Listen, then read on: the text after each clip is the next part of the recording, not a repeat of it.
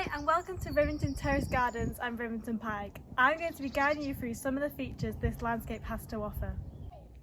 The gardens cover 45 acres of the steep slopes of Rivington Moors below Rivington Pike. In 1986 they were designated Grade 2 by English Heritage for their historic designs.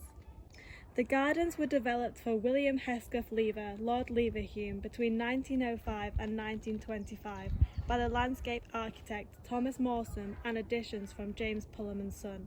The Pulham family are famously known Victorian and Edwardian landscape architects who are remembered today for their picturesque rock gardens which can be found across the country, including St James's Park, London.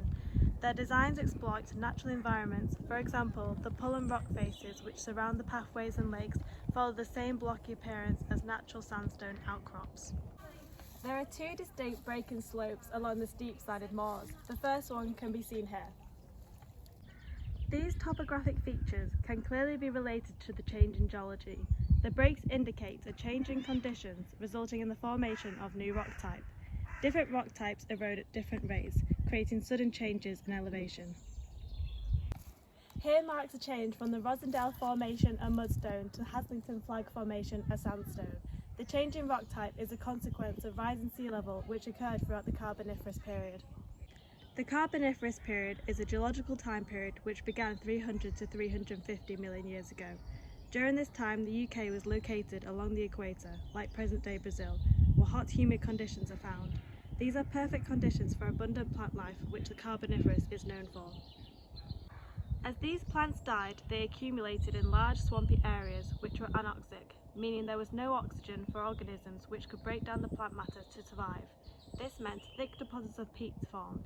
Throughout time, burial and compaction of this peat with the deposition of sediment on top caused coal to form. This is where the Carboniferous got its name from, as it literally means coal-bearing.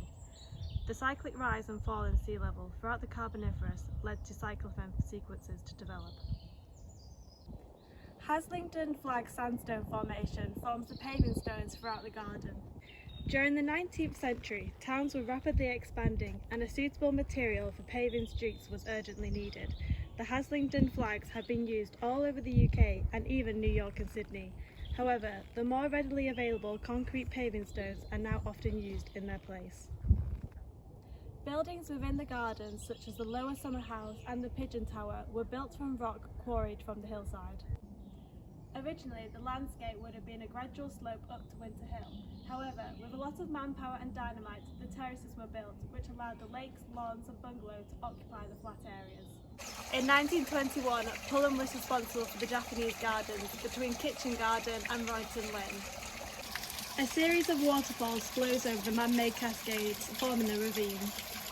It is often difficult to distinguish the work of Pulham and Mawson with that of natural outcrops, as the bedding planes and joints have been mimicked to that of natural formations.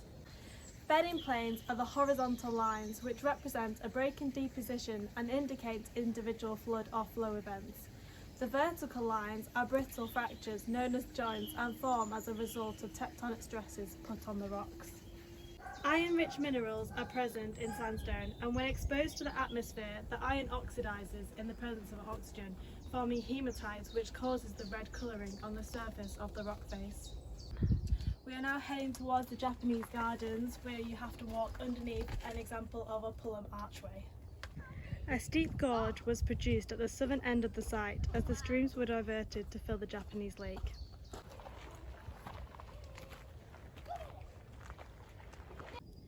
This natural outcrop was intentionally left here to demonstrate the volume of rock that was quarried from the hillside to produce this flat terrace.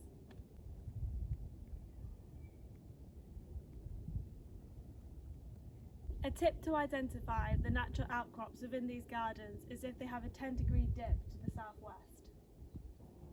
These sedimentary rocks would have originally been deposited horizontally. The law of original horizontality is a fundamental rule in geology which was first proposed by a Danish geologist, Nicholas Steno, in the 17th century. The law states that the layers of sediment were originally deposited horizontally under the action of gravity.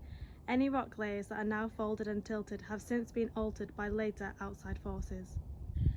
Therefore, this 10-degree dip indicates the process of tectonic activity, which is the movement of plates on Earth. which often collide and converge, causing uplift and tilting of the rock. As you begin ascending the pike, there is another break-in slope as you transition from the lower coal measures to the Marjorie Flag sandstone units. At the summit of Rivington Pike stands one of a series of beacons across England. These were lit in response to potential invasions. The beacon was constructed from the local rough rock, and it is clear to see the coarse quartz grains.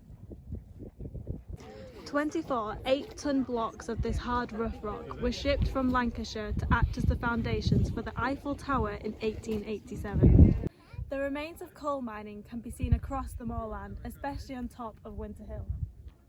Small bell pits were dug to extract coal, leaving behind mounds with a central depression. The moorland is also covered in glacial till, consisting of various stone sizes, from pebbles to boulders, which are bounded by clay and deposited from the last ice age. Ice sheets extended southwards from Scotland across the Lake District, covering Lancashire. The last of these ice sheets melted only 11,700 years ago. The meltwaters from the ice formed powerful rivers. These cut enormous channels into the landscape in which many of Rivington reservoirs now occupy.